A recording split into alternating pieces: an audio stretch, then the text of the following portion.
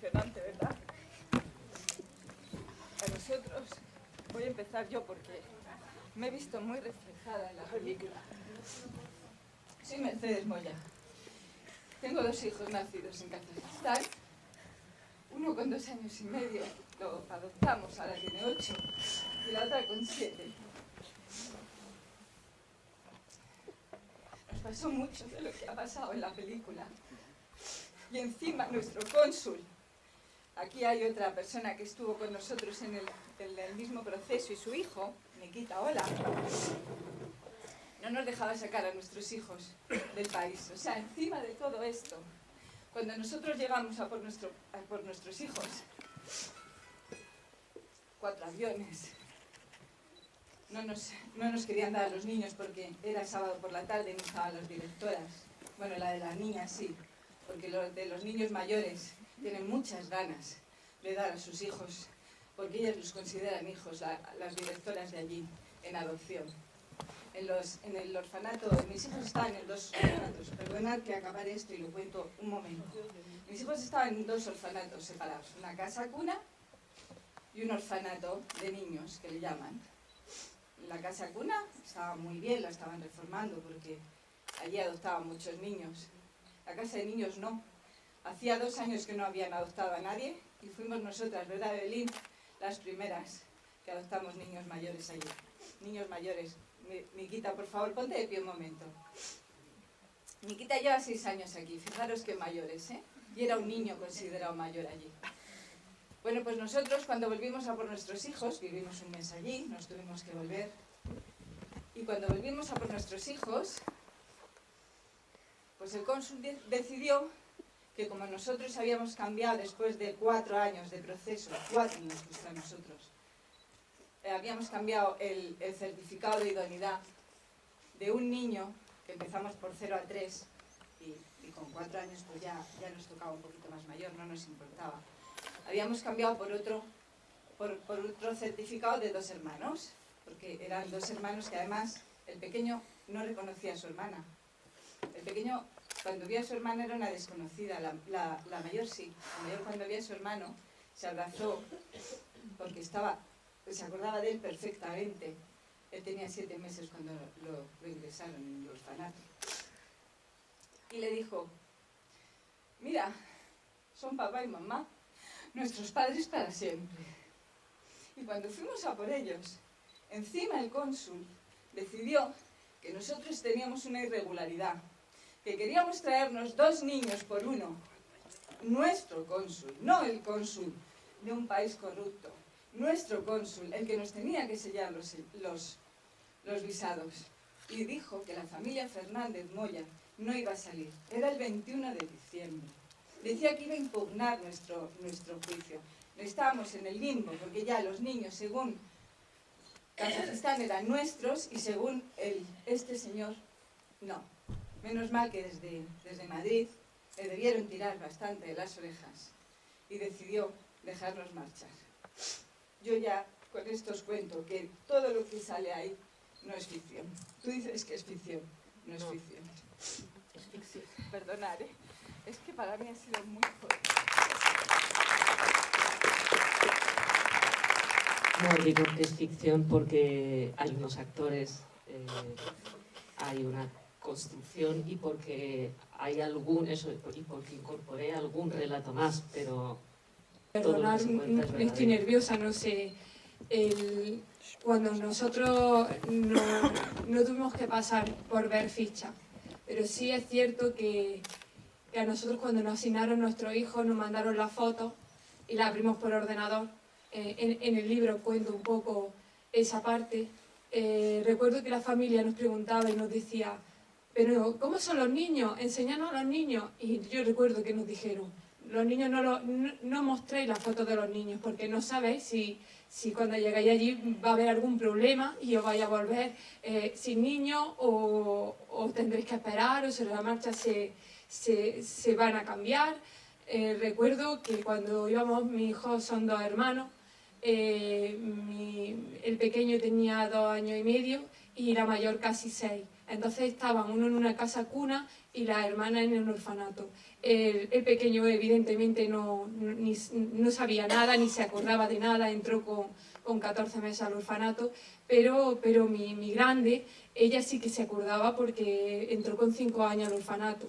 Y recuerdo que cuando íbamos de camino al orfanato, al primero, que íbamos con muchísimas prisas, en plan mafia, te montan en el coche, te llevan por las carreteras, como habéis visto, la tensión, los nervios en pareja, esas situaciones también las vives allí con tu pareja. Recuerdo que entramos al orfanato agarrándonos, mi marido me decía, no me siento las piernas. Y yo ahí le decía, tranquilo, y le agarraba las manos, tranquilo, y las tenía heladas, pero no por el frío, sino por los nervios. Cuando entramos allí al despacho de la directora y trajeron a mi hija, recuerdo que yo la vi muy pequeñita y apenas la reconocía, pero conforme la iba mirando dije, sí, es la niña de la foto. Recuerdo que la abrazamos y que en ese momento, en ese abrazo, ella ya desde el primer momento nos decía mamá y papá. Fue pocos minutos, pero fueron intensos. Cuando salimos de allí, teníamos que ir por la tarde a conocer al hermano. Yo recuerdo que yo le decía a mi marido, por favor, que el niño esté bien, porque yo ya sería incapaz de decir que no a nuestra adopción, porque yo sería incapaz de dejar ya a mi hija, que considero mi hija, y solo he estado con ella 15 minutos, pero sería incapaz. Entonces cuando conocimos al niño sí que tuvimos más problemas, sí que estaba peor, pero sí que fuimos incapaces de decir que no. Y recordé las palabras de la psicóloga que está aquí con nosotros, que recuerdo que en esos test que nos hacían para la idoneidad, y me preguntó, ¿hasta qué punto estás dispuesta a decir que sí a las enfermedades? Entonces, en ese momento me hizo recapacitar mucho y recuerdo que pusimos con enfermedades recuperables en nuestro país. Pero cuando viajas y vas a la realidad, te encuentras lo que estás viviendo aquí. Hay una parte donde yo me he identificado muchísimo, que ha sido la parte del abuelo. En el caso de mi hijo, los padres tenían la patria potestad retirada, pero sí que tenían unos abuelos allí, unos fallecidos, pero otros sí que estaban allí. Recuerdo que en el juicio lo llamaron y nosotros teníamos el miedo que tienen aquí los actores a que esos abuelos se presentaran en el juicio y dijeran que querían a los niños.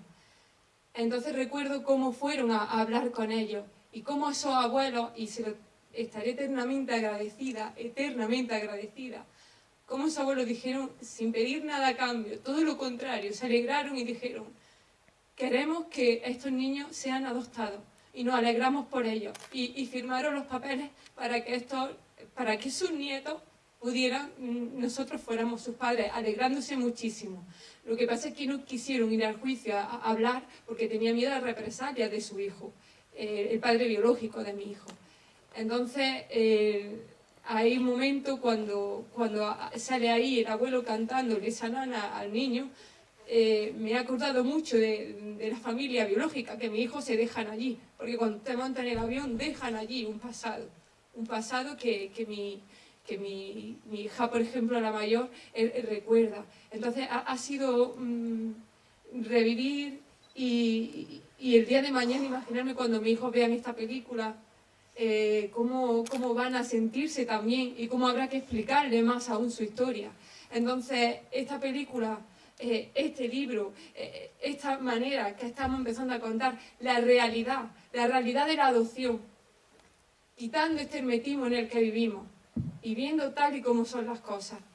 Entonces le doy gracias a Daniela por esta película, porque a pesar de todo para mí ha sido terapéutica, me ha hecho vivir y ver también en una parte que hablo yo, que es el matrimonio, no solamente los que hemos ido al este, sino las parejas aquí que sois padres adoptivos, hay momentos muy duros en la adopción, en los tratamientos de fertilidad, en el entorno, en momentos en los que pasamos, en que conocemos a nuestros hijos, que tenemos dudas, que tenemos miedo, que nos peleamos, que nos echamos en cara esas cosas que salen ahí en la película. ¿Quién de aquí no lo ha vivido? Pues yo creo que todos. Y también el sentir mal por desear un niño sano. Vamos a ver, quien quiere o quien se se cree capacitado de cuidar a una persona enferma, hay vías. Está el pasaje verde en China y te hacen un montón de estudios psicológicos para ver hasta dónde puedes. Entonces, te hacen sentirte mal porque realmente cuando nosotros llegamos allí nos dieron a nuestro hijo absolutamente drogado. No, era un niño absolutamente... ¿Pero qué le pasa a este niño? Es que no te entiende. Le hablaba en ruso. Es que es kazajo. Digo, no, aquí pasa algo. Y cuando nos dijeron, ¿queréis que le hagan algún chequeo médico? Lo pedimos porque... Y nos hicieron sentir mal, porque queríamos un niño sano. Vamos a ver. Todos, hasta los embarazos. Quien tiene un embarazo, ¿quién no quiere un niño sano? Queríamos un niño sano, sí. Nos dijo la señora aquí, que has puesto tú tan mal a nosotros, fue nuestro punto bueno. La directora de adopciones nos dijo, venid por la tarde, seguir visitando al niño. Tenéis derecho a otro niño. Nosotros dijimos, no queremos otro niño, queremos saber qué le pasa a ese niño. Y cuando fuimos por la tarde, era otro niño completamente distinto. Lo habían drogado para que se portara bien. Es muy fuerte, ¿eh? Es muy fuerte. Porque yo salí de allí llorando porque pensé que era una mala persona. Porque si ese niño no está... Porque nos querían llevar, ¿te acuerdas, Eduardo? Nos querían llevar a ver a la otra niña rápidamente para engancharnos con la otra niña. Y dijimos, no, hasta que no sepamos qué le pasa a este niño. Nosotros no queremos conocer a la otra niña. No queremos una adopción fallida. Y me sentí mal.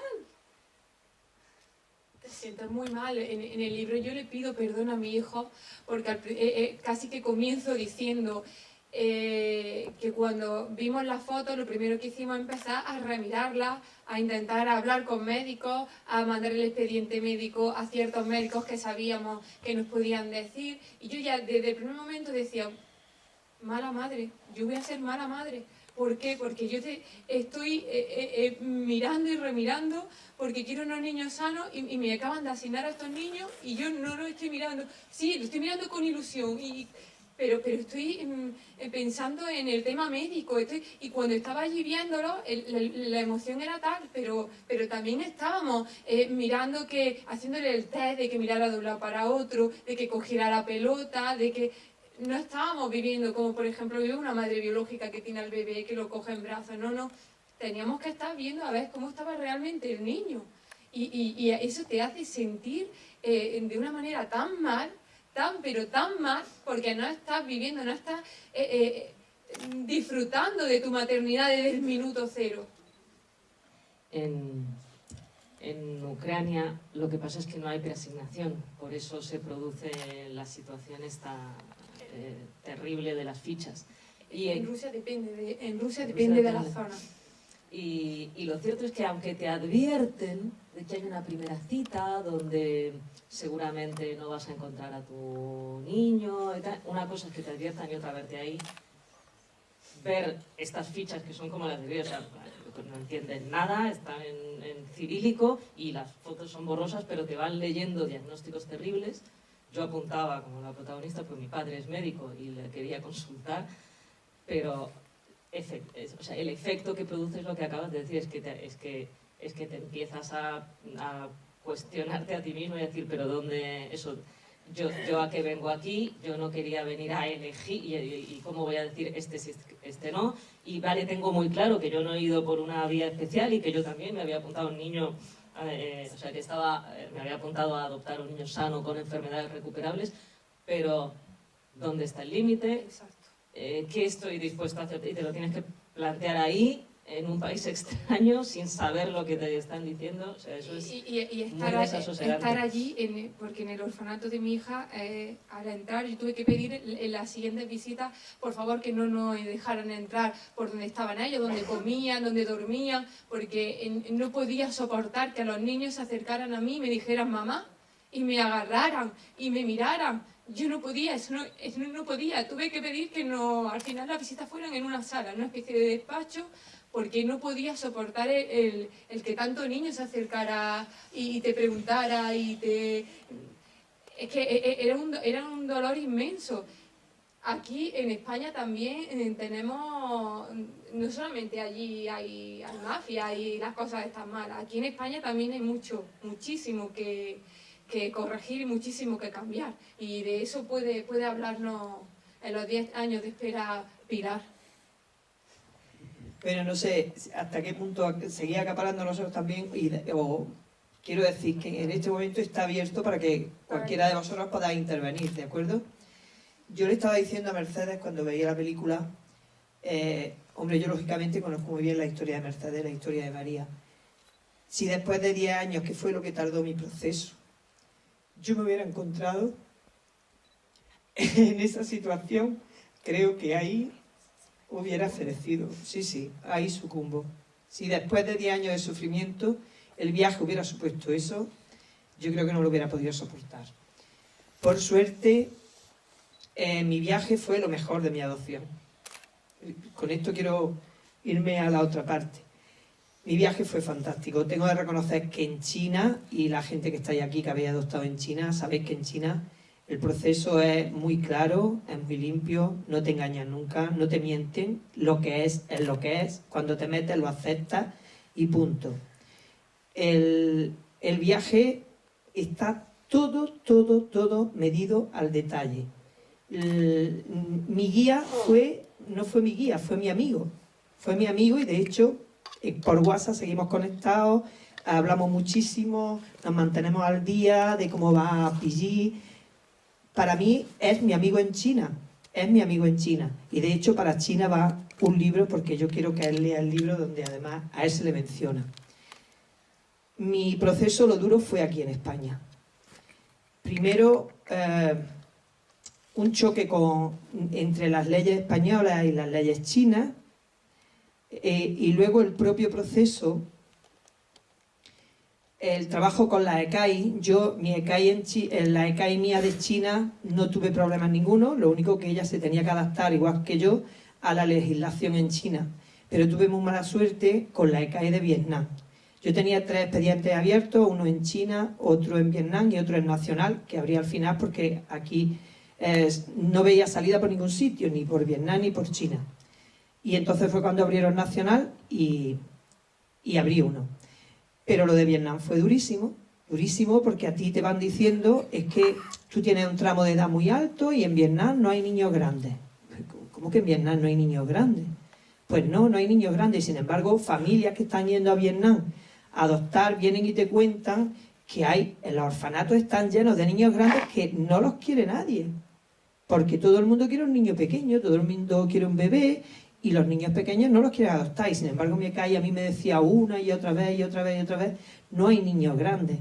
Una de las partes de mi capítulo habla de un niño que está apoyado en una puerta.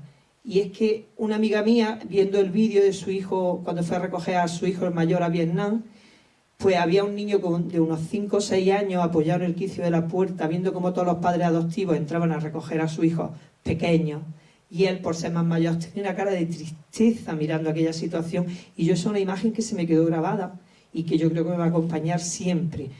Porque a eso se le unía el que mi ECAI insistía una y otra vez que estaban pateando todo Vietnam buscando un niño grande para mí. Y yo decía, pues yo conozco uno, ¿cómo buscáis? Bueno, mi relación con esa ECAI fue caótica. Mientras ellos me decían a mí eso, las otras ECAI que trabajaban en Vietnam no paraban de recibir asignaciones. Y mi ECAI estaba ahí como paralizada. O sea, ahí había cosas muy extrañas.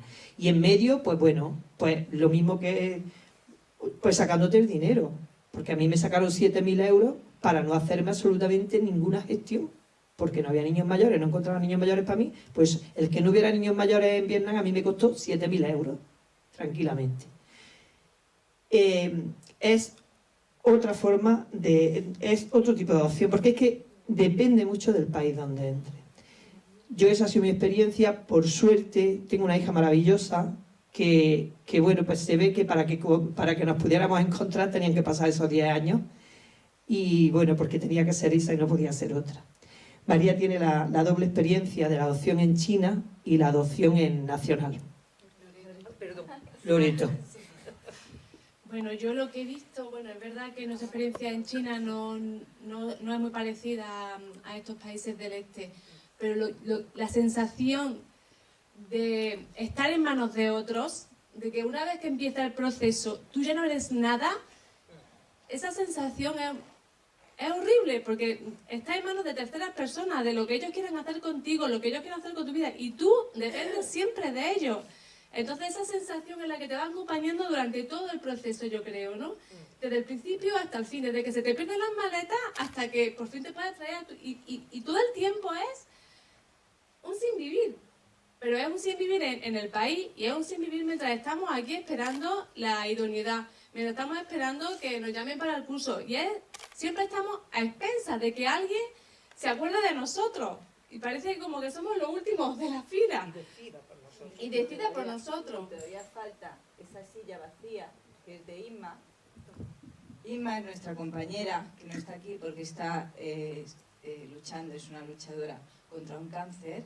Y entonces le ha tocado, porque El lunes le pusieron sí, la quimio y entonces hoy no puede. no se encontraba bien.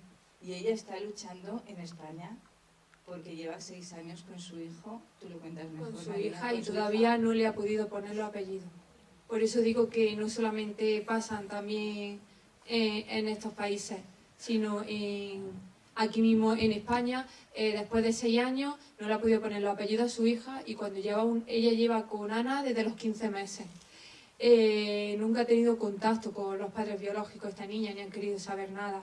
Y Ana tiene parálisis cerebral, necesita muchísimos cuidados y tiene tratamientos.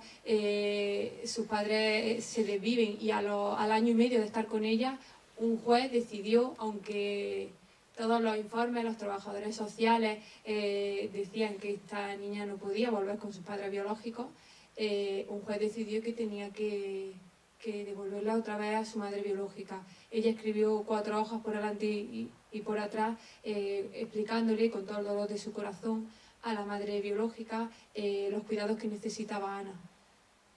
No llegó a tener que entregarla porque la madre no se presentó y a día de hoy, después de 6 años de eso, sigue sin poder darle los apellidos a su hija y sigue luchando porque salga ese juicio y por poder dárselo. Entonces es muy duro, es muy duro.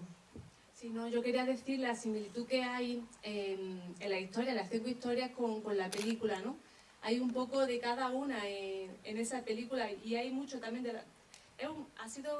a mí me ha sorprendido porque que haya tantas similitudes, haya tantas historias parecidas, los tratamientos de fertilidad, cómo nos acercamos a una idoneidad agotados física y psíquicamente debido a tanto tratamiento, a tanta presión, cómo nos agotamos, cómo prácticamente nos arruinamos y cómo nos acercamos por esa ilusión, ¿no?, para adoptar. Es verdad además que cuando yo me planteé empezar la película, cuando llegan allí, porque no podía contarlo todo, y además sabía que en la película no me iba a poner a contar antecedentes, que hubiera sido, o sea, que empezar la película contando de dónde viene, pero esto lo trabajé mucho con los actores, para que toda esa historia de desgaste feroz que habían sufrido estuviera allí, o sea, que llegan ilusionados, creyendo que acaba el viaje, y empieza otro, pero todo lo que han pasado tenía que estar detrás. Es que son 3 etapas. Hemos visto historias muy edulcoradas de la adopción. Yo había leído libros muy dulces de la adopción. A mí me habían contado y había visto muchísimos documentales. Mientras era la espera de mi viaje a China, yo veía documentales con aquello a mí me confortaba. Yo veía cómo esas niñas eran entregadas de esas cuidadoras, esas madres, esas niñas sonreían. Había un fondo de violines, entonces yo decía, bueno, pues mi entrega será así. Mi entrega fue terrible, mi entrega fue horrorosa. Esa niña temblaba, estaba horrorizada. Pero nadie contaba la verdad. Si a todo el mundo le ha ido bien la entrega de esos niños, sí, todo perfecto. Nadie cuenta la verdad. No somos supermadres, no tenemos que dar explicaciones a nadie. Pero una madre biológica puede tranquilamente decir, como bien dice Mercedes, qué harta estoy de niños. Pero una madre adoptiva no puede. Porque nos juzgan, porque nos dicen, ¿ves? Te lo dije, ¿ves? Te lo conté. Contemos la verdad. Estos procesos son 3 etapas. Primero, tienes que ser, para acceder a la adopción, tienes que demostrar que eres perfecto. tienes que ser perfecta. Psicológicamente, tu familia tiene que ser maravillosa, toda, extensa, tu marido y tú tenéis que tener una relación idílica, pasas por un montón de cosas y ya piensas, bueno, pues ya entra el expediente, ya. No, la espera. Después el país o la adopción y después empiezas a ser madre. Porque es que además lo curioso es que todo esto es verdad que se olvida cuando tienes a tus hijos, porque empiezas otra etapa completamente distinta. Yo hoy lo he recordado, y lo recordé cuando escribí el libro, que lo pasé fatal. Pero es que son 3 etapas y realmente cuando tienes a tus hijos lo que llegas es muerto. O sea, es que llega un momento que ya no eres persona. Y aún así empieza lo duro, lo grande, lo fuerte, el reto. El reto es ese.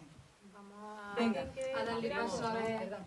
¿Quién quiere preguntar algo? Por allí sí. Venga, yo llevo otro. Sí, nos quedamos con ese. Vamos con uno. Sí.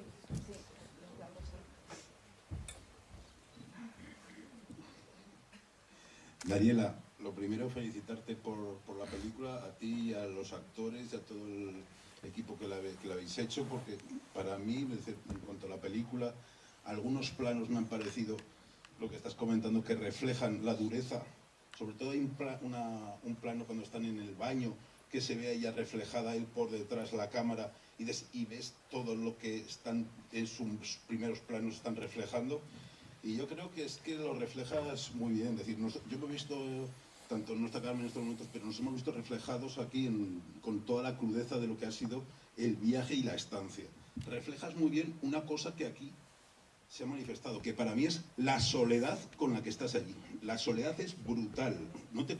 Es decir, la soledad, que además tienes mucho espacio, mucho tiempo muerto allí, y eso te desencadena muchas veces en una crisis de pareja. Es decir, te ponen en situaciones límite, porque situaciones límite, y tienes unas crisis de pareja brutales allí, es decir, y te llegas a decir, ¿qué hago yo aquí? Llega un momento y dices, ¿me merece todo esto la pena? Es decir, yo creo simplemente que lo reflejas muy bien. Cada uno tiene más o menos sus experiencias, pero que para mí está perfectamente, y sobre todo lo que es la soledad que estás allí. La soledad, el sentirte engañado por todos. Nosotros tuvimos allí, la salida de allí del hotel era que que nos denunciaban a la policía, y la niña no podía salir de Jábaros. O sea, con el director del hotel hablando en inglés, y le decía, no lo voy a repetir, que la niña no sale de Jábaros, es decir, si no hay mordida, porque dice que habíamos roto algo, o sea, algo de locos. Pero son situaciones que te llevan al límite y la consecuencia de todo. Muchas gracias. Gracias a ti. Hola, Daniela. Yo también quiero apuntar que la película es maravillosa y brutal a la vez. Yo estoy bastante rota y quería decir muchas cosas, voy a ver lo que me sale. En primer lugar, deciros que yo no tengo la suerte de ser madre adoptiva, solo soy madre biológica, y aunque me costó mucho quedarme embarazada, analizándome, creo que no, el por qué ha sido porque no he sido valiente, ¿vale?, para ser madre adoptiva. Entre otras cosas porque, bueno, y ahora os lo explico, pero primero que nada quería lanzar la pregunta.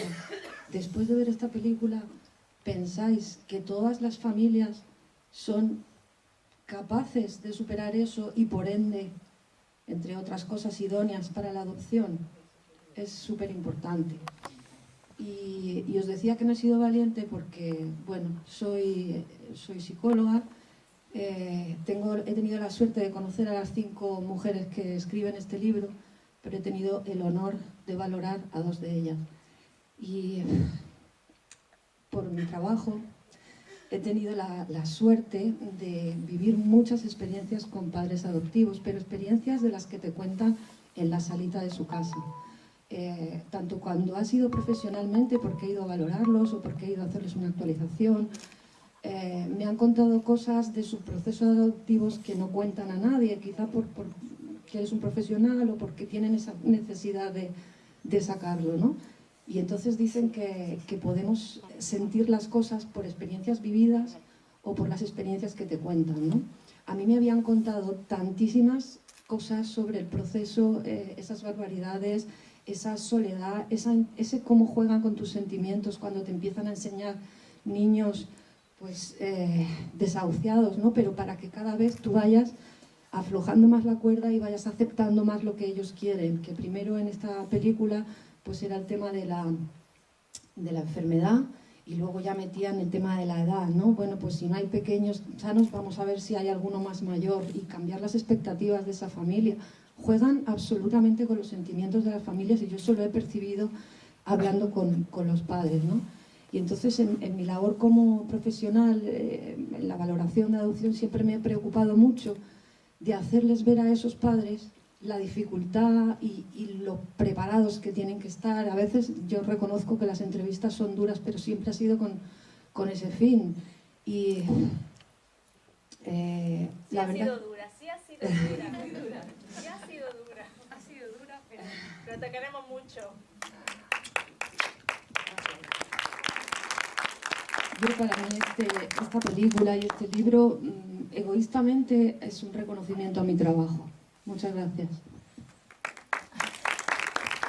Bueno, nosotros cuando nos hemos conocido, lo primero que hemos hablado es que mucha gente también va a decir y dice en nuestro libro y de la película que qué estamos haciendo, que la gente ya no va a adoptar, que por qué estamos denunciando estas cosas.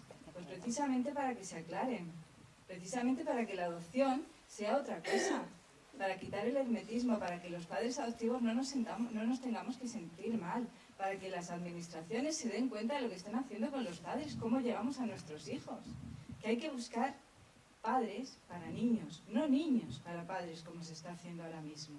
Entonces para eso estamos haciendo esto, para que las familias sepan que cuando se sienten mal, como yo me he sentido y sale en el libro y te sientes rota y dices, pero bueno, ¿qué hago yo aquí con lo que era mi vida? Eso no es que tú no quieras a tus hijos. Eso no es que te hayas equivocado y que pienses que eso se llama depresión posadopción. Y lo hemos sentido todos. Y ya está. Y se puede hablar. Y no pasa nada.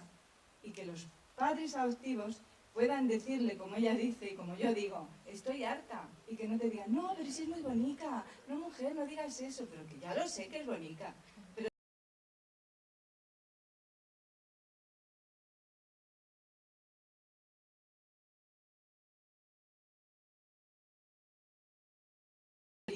Pero tenemos que normalizarlo desde muchos tiempos. Sí, yo también creo que el otro día en un pase en Madrid se me acercó una mujer que está en proceso de adopción, en un país del este además, y me dijo, yo me alegro de haber visto la película. Me daba miedo, he venido y me alegro porque para mí, o sea, saber lo que pasa siempre es bueno. Y yo creo además que es verdad, es que yo coincido totalmente en los relatos que yo recibía antes de viajar, relatos muchas veces hechos en primera persona, estaban romantizados, teñidos por esta cosa de la clausura, de cuando lo has pasado muy mal y se acaba, pues lo olvidas y empiezas a construir un relato, un relato idílico. A mí me hablaban de segunda luna de miel, entonces, y entonces yo creo que además tematizar un tema que está presente en nuestra sociedad y sin embargo no es visible, y que hacerlo visible tiene todo el sentido del mundo. Sí, yo quiero, en primer lugar, quiero felicitar a Daniela, me ha parecido una película impresionante y quiero aprovechar también hoy estar aquí. Yo soy madre adoptiva, no he vivido la experiencia de la adopción internacional, mis hijos son de aquí, son de Andalucía, y mi proceso fue muy fácil, quizás porque eran 3 y porque eran mayores. Mis hijos llegaron con 7, 9 y 11 años. Ahora el mayor tiene 18, 16, 14 años. Y quiero aprovechar que estoy aquí, quiero aprovechar todo lo que estamos compartiendo con las autoras de Mariposa en el Corazón para presentar un proyecto de la Escuela Andaluza de Salud Pública, que es la Escuela de Familias Adoptivas, que podéis encontrar en la página web de la Escuela Andaluza de Salud Pública, también en las redes sociales. Tenemos una cuenta de Twitter y una página de Facebook, y que quiere dar respuesta a algo que también aparece en la película y que Mercedes lo comentaba, ¿no? Como esos tres momentos que vivimos, el momento del pre, el momento del proceso y también el momento del post. Yo he sido consciente de la cantidad de apoyo, información, ayuda, recursos, formación que necesitamos la familia adoptiva, y soy una firme convencida de que no hay nada como el consejo, la experiencia y el apoyo de alguien que ha pasado por lo mismo que tú, que conoce este mundo en primera persona. Y ese es el objetivo de la Escuela de Familia Adoptiva, el dar la posibilidad de que personas que hemos aprendido tanto en este proceso seamos capaces de ayudar a las personas que están empezando. Creo que nadie mejor que la experiencia de personas que han pasado por esto que hemos visto aquí para ayudar, tranquilizar, dar seguridad, normalizar, avisar de las cosas que vas a sentir y que vas a pasar y que no pasa nada, que no eres mala madre ni eres una persona rara, es que esto pasa y esto es normal. Y sobre todo cuando empieza el reto y cuando empieza la aventura real de los niños en casa, los niños creciendo, niños que necesitan no solo cariño, sino que necesitan papás y mamás terapéuticos que sean capaces de curar y recuperar pues unos años y unas experiencias que están ahí y que necesitan de estrategias concretas para que esto no dañe. Este es el objetivo de la Escuela de Familia Adoptiva, y os invito a participar porque nos hacemos mucha falta.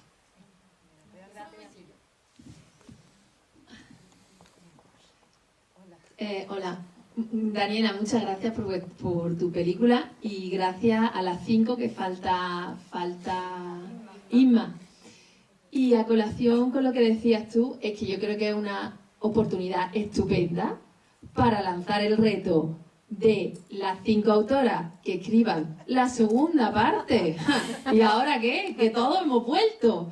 Que es que la cosa no se acaba cuando el cónsul no nos quería sacar de allí. Que es que a mí no me dejaban inscribir al niño aquí el juez, que tuve yo que mandar a un MRV al consulado de aquí de Kazajstán porque no tenía ni para sello. Es decir, que después también hay muchas más trabas que se puede plasmar en un libro, y que luego Daniela también haga una película estupenda, ¿no?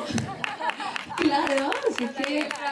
Y la relación, porque a ver, está muy bonito, todos somos mamás, está la escuela de familia adoptiva, pero mira, yo te digo la verdad, yo estoy un poco harta de ser madre adoptiva, coño, yo soy mamá, leche, ya quiero dejar en un momento dado ya de tener siempre que estar dando cuenta, de tener que si los seguimientos, que si porque... No, ya está. Eso lo refleja bien la película cuando ella le pide una foto de niños felices y le dice adiós. Porque realmente claro. Dices tú, mira, ya está, vamos, ya está bien. O sea, que después, bueno, y aparte que, bueno, bien, los niños tienen el mío que vino grande, claro, a lo mejor un bebé no, pero bueno, coge un niño grande, es verdad que tiene muchos déficits, todo eso, todo no se cura con el amor es muy importante, pero no ves a lo que hay que trabajar, el doble. Pues eso seguro que da para una película y para otro libro, ¿no? Además eres monoparental, o sea, el triple o el cuádruple. Sí, bueno, yo porque estoy sola, ¿no? Pero bueno, pero también con un papá, o sea, hay que trabajar mucho. ¿Cómo se le explica a esos niños de dónde vienen? En el caso de que ya sean mayores, conozcan su historia. Bueno, pues cómo adaptarlo, porque de pronto ahora yo soy otra mamá. Él sabe perfectamente cómo se llamaba. Me decía, mamá, yo me llamaba Nikita Pavelka y ahora me llamo Nikita Molina Arévalo. Pues ya está. Sí, pero ellos tienen también que asumirlo, en fin. Bueno, yo solo lanzo el reto ese. Segunda parte. Lo recogemos.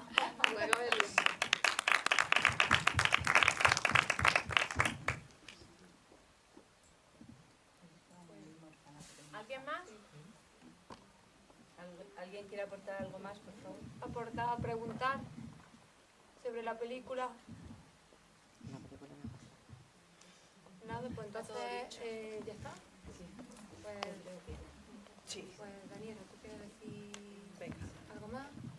Nada, solo daros las gracias por estar aquí y decirles aquí a todas que espero que esto sea un comienzo.